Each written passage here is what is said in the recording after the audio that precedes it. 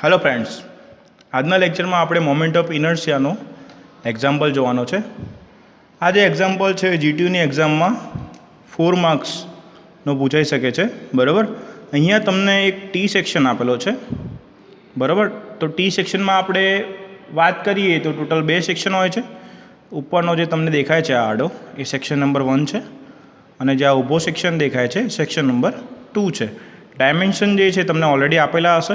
બરાબર, જીટીયુની એક્ઝામમાં તમને રકમની અંદર ખાલી આટલું જ આપેલું છે, find moment of inertia of the section shown in figure. Okay, અને ફિગર જે છે એ તમને લાસ્ટ પેજ ઉપર આપેલી હશે. બરાબર, તો તમને લાસ્ટ પેજ ઉપર જે ફિગર આપેલી હશે એની અંદર આ રીતે ટી સેક્શન આપેલું હશે અને ડાયમેન્શન આપેલા હશે 60, 20, 60 અને 20.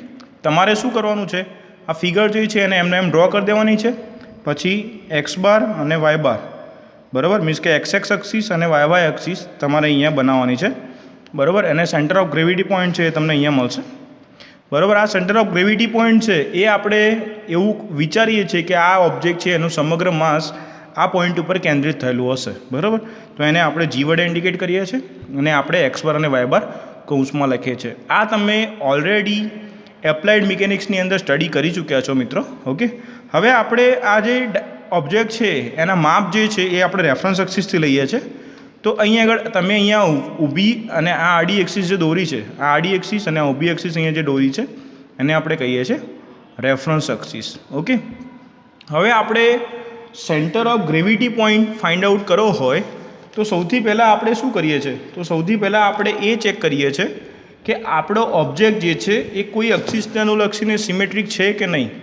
બરાબર, તો તમે અહીંયા ટી સેક્શનની અંદર આપણે વાત કરતા હોય તો આ જે હાફ ઓબ્જેક્ટ છે, અહીંયા હાફ ઓબ્જેક્ટ છે એ તમે કમ્પ્લીટલી આમથી આમ જુઓ તો આ ઓવરલેપ કમ્પ્લીટ આમ થઈ જાય છે.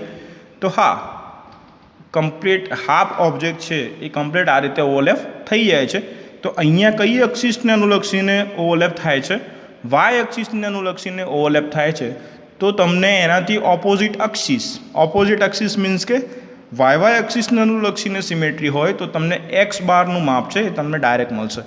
બરાબર, તો એક્સ બાર અહીંયા તમારે કઈ રીતે શોધવાનો છે, તો એક્સ બાર આપણે ફાઇન્ડ આઉટ કરવા માટે શું કરીશું, તો ટોટલ તમને કેટલું આપેલું છે 60 mm આપેલું છે. તમારે શું કરવાનું છે, જે ટોટલ આપેલું છે એને તમે ડિવાઇડેડ બાય 2 કરશો. બરાબર, તો તમને એક્સ બારનું માપ છે ડાયરેક્ટ મળી જશે. તો અહીંયા આગળ તમે એક્સ બાર એ તમે જોઈ શકો છો શું કર્યું છે 60/2, તો ટોટલ તમને કેટલું મળે છે 30 mm. ઓકે, તો હવે આપણે અહીંયા પાર્ટ 1 અને પાર્ટ 2 એની વાત કરીએ તો સૌથી પહેલાં આપણે જો અહીંયા એક્સ બાર તો તમને ડાયરેક્ટ મળી ગયો છે. હવે તમારે શોધવાનું છે વાય બાર. તો વાય બાર શોધવા માટે ફરીથી પાછું ફિગરમાં જોવાનું કે આ જે હાફ પોર્શન છે એ આની ઉપર ઓવરલેપ થાય છે. જો હા ઓવરલેપ થતું હોય તો તમારે ડાયરેક્ટ તમને વાય બારનું માપ છે એ બી તમને ડાયરેક્ટ મળી જશે.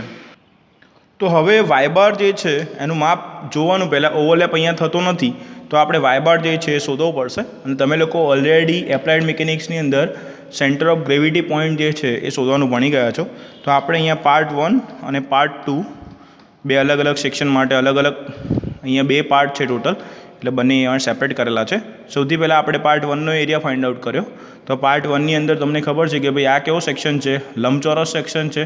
અને લંબચોરસ સેક્શનનો એરિયા આપણે ફાઇન્ડ આઉટ કરવો હોય તો આપણે શું કરીએ છીએ, લંબાઈ ગુણ્યા પહોળાઈ. મીન્સ કે અહીંયા રેક્ટેંગલનો એરિયા તમારે ફાઇન્ડ આઉટ કરવો છે તો શું આવશે, લેન્થ મલ્ટીપ્લાય બાય બ્રીથ. બરાબર, તો 60 × 20, તો અહીંયા આગળ 60 × 20 કરશો તો તમને મળશે ટોટલ 1200 mm². એ જ રીતે અહીંયા બીજો સેક્શન માટે વિચારીએ તો બીજા સેક્શનનો આપણે એરિયા લઈએ તો અહીંયા 60 mm છે અને અહીંયા 20 mm છે. બંનેનું મલ્ટિપ્લિકેશન કરશો તો તમને સેક્શન નંબર જે પાર્ટ 2 છે એનો તમને એરિયા મળી જશે. તો પાર્ટ 2નો એરિયા આપણે અહીંયા 1200 mm² આવશે. એ જ રીતે હવે મારે y1 ફાઇન્ડ આઉટ કરવાનો છે. તો y1 મારો જે અહીંયા સેન્ટર ઓફ ગ્રેવિટી પોઈન્ટ છે એ આપણે y1 માટે કઈ રીતે શોધીશું, તો તમે અહીંયાથી એક ડાયાગોનલ બનાવશો આમ, અને અહીંયાથી એક ડાયાગોનલ આમ બનાવશો. બરાબર, ડાયાગોનલ મીન્સ કે વિકર્ણ. એક વિકર્ણ તમે લંબચોરસની અંદર આમ આડો બનાવશો અને બીજો વિકર્ણ તમે આમ બનાવશો. તો બંને વિકર્ણો જ્યાં ઓવરલેપ થાય છે, બંને એકબીજાને ઇન્ટરસેક્ટ કરે છે, ત્યાં આગળ આપણે એક પોઈન્ટ બનાવીશું.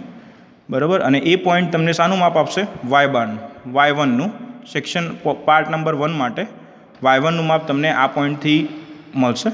બરાબર, હવે આ પોઈન્ટનું આપણે રેફરન્સ એક્સિસથી ડિસ્ટન્સ જે છે એ ગણવું પડે.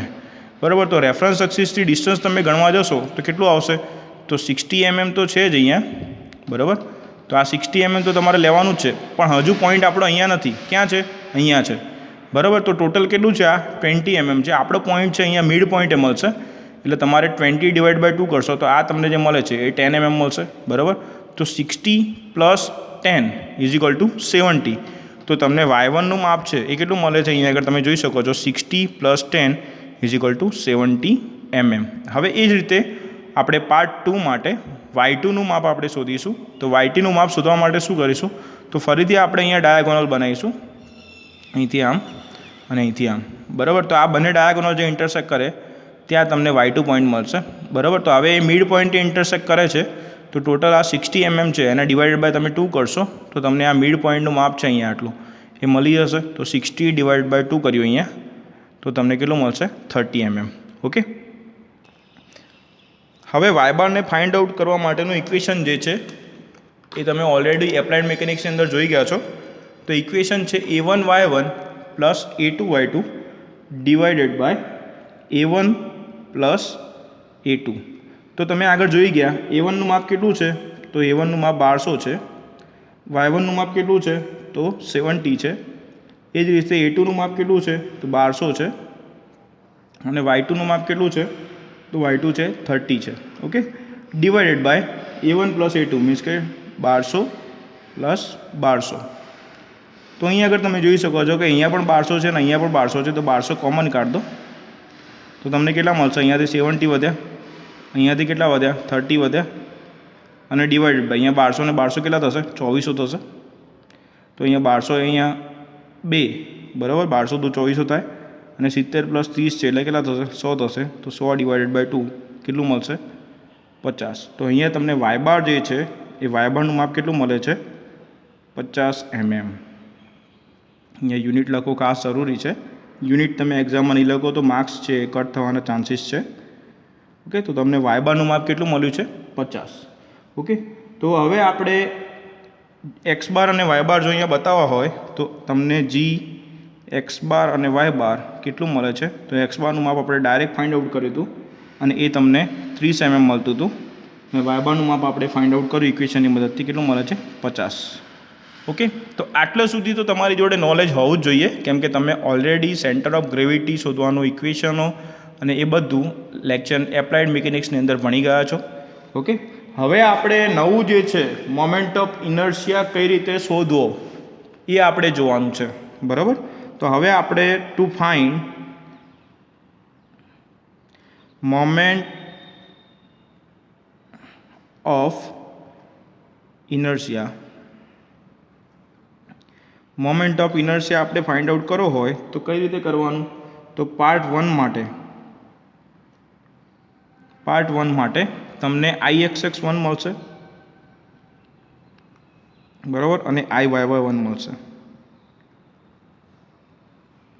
બરાબર. તો Ixx1 માટેનું ઇક્વેશન આપણે જે ભણી ગયા છે ઇક્વેશન પેરેલલ એક્સિસ થિયરમ એ જ લખવાનું છે, Ig + AH², બરાબર. હવે અહીંયા આપણે xx એક્સિસ માટે લઈએ છીએ, તો આપણે આગળના લેક્ચરમાં તમને જે ઇક્વેશનો ભણાયા હતા તો xx એક્સિસ માટે અને રેક્ટેંગલ સેક્શન છે તો ઇક્વેશન કયો આવશે? bd³/12 plus area. હવે જો અહીંયા આગળ તમારે xx એક્સિસ માટે h શોધો હોય તો શું કરવાનું? અહીંયા જો તમને xx આપેલું હોય તો તમારે અહીંયા આગળ y અને y લખવાનું છે, બરાબર. અહીંયા xx1 છે તો y - y1 લખવાનું છે, અને અહીંયા આગળ આવશે y બાર - y1, અને એનો અહીંયા સ્ક્વેર છે તો અહીંયા આગળ સ્ક્વેર. તો અહીંયા આપણે hની વેલ્યુ છે એ આપણે કેટલી લીધી અહીંયા આગળ? તો તમારે કૌંસમાં લખી શકાય કે h = આપણે અહીંયા લીધું છે y બાર - y1. ઓકે. તો હવે તમારે બધાની વેલ્યુ તમારી જોડે છે, તમારે ડાયરેક્ટ વેલ્યુ જ મૂકવાની છે, બરાબર. તો આપણે પાર્ટ 1 માટે જો વાત કરતા હોઈએ તો અહીંયા તમે જોઈ શકો છો કે પાર્ટ 1 માટે આડું માપ છે એ આ b થશે, અને આ માપ છે એ d થશે. એના સિવાય y બાર અને y1 ના માપ એ તમારી જોડે છે. y બાર આપણે શોધેલો છે, y1 ની વેલ્યુ તમારી જોડે 70 છે, બરાબર. તો બધી જ વેલ્યુ આપણી જોડે છે, આપણે ખાલી ઇક્વેશનની અંદર કિંમતો મૂકવાની છે. તો હવે આપણે જોઈએ આગળ. ઓકે. તો b નું માપ કેટલું છે? 60 છે. d નું માપ કેટલું છે? 20 છે, એનો cube divided by 12 plus area આપણે ઓલરેડી શોધેલો છે 1200. વાય બારનું માપ કેટલું છે? તો વાય બાર તમે અહીંયા જોઈ શકો છો કેટલું છે? 50 છે. y1નું માપ કેટલું છે?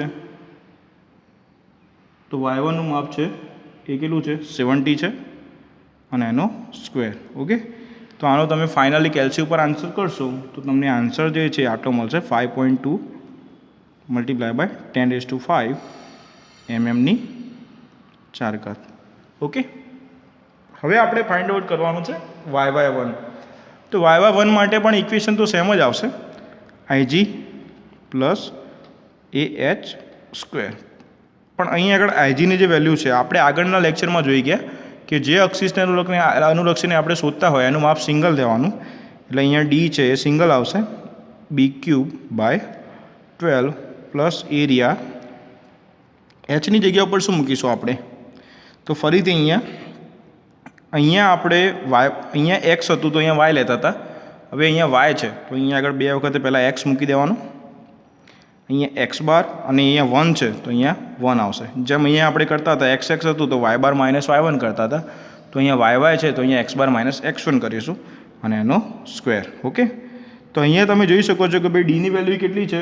તો ડીની વેલ્યુ તમારી જોડે છે 20. ઓકે, બીની વેલ્યુ કેટલી છે? 60 એનો cube divided by 12 plus area જે છે 1200 છે. એક્સ બાર જે છે એ અને x1 બંનેનું મૂલ્ય કેવું થશે? એક્સ બાર છે એ પણ 30 છે અને x1 જે છે એ પણ 30 છે. એટલે અહીંયા 30 માઇનસ 30 કરશો તો 0નો સ્ક્વેર થશે, બરાબર? એટલે આખે આખું ટર્મ છે તમારું કેવું થઈ જશે? 0 થઈ જશે.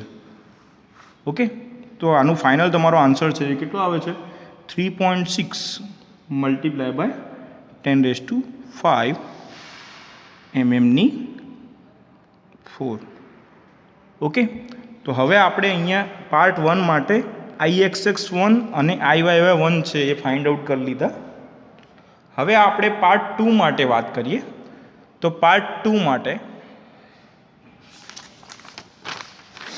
તો અહીંયા જો હવે આપણે પાર્ટ 2ની જો વાત કરીએ તો પાર્ટ 2 માટે આપણે 4 પાર્ટ 2 Ixx2 ફાઇન્ડ આઉટ કરીશું અને એ જ રીતે Iyy2 ફાઇન્ડ આઉટ કરીશું.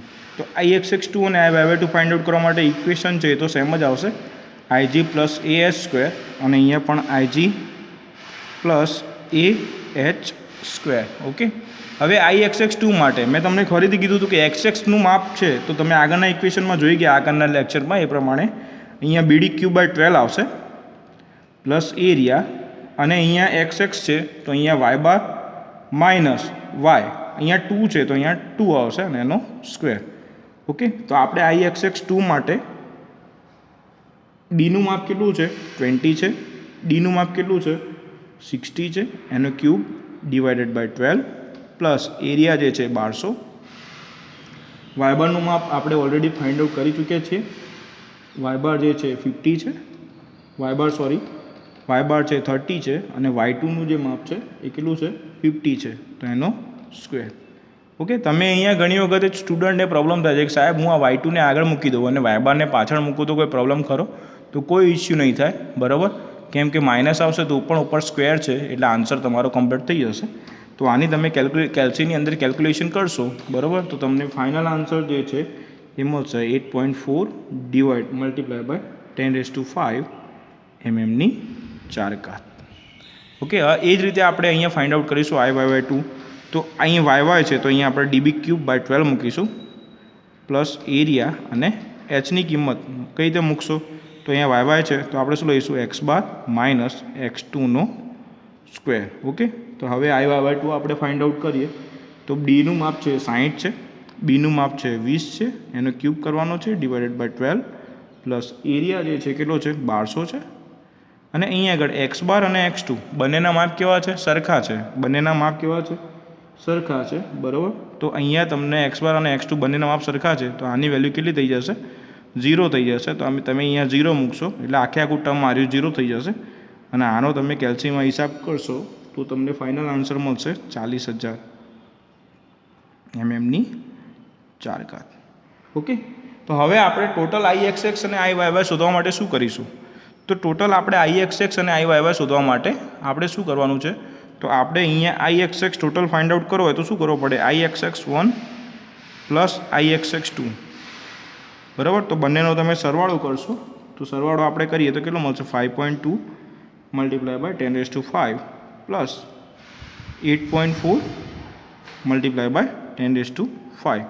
તો આની ઉપરથી આ બંનેનો તમે સરવાળો કરશો. સરવાળો કરવામાં બી ખાસ ધ્યાન રાખવાનું છે. અહીંયા 10⁵ છે ને અહીંયા 10⁵ છે, તો 10⁵ જે છે કોમન કાઢી દેવાની, બરાબર. અહીંયા 5.2 પ્લસ 8.4 કરશો તો તમને આન્સર મળશે 13.6, બરાબર. અહીંયા એમએમની 4 ઓકે. અને એ જ રીતે તમે આઈ વાય શોધવાનો માટે તો અહીંયા આઈ વાય 1 પ્લસ આઈ વાય 2, ઓકે.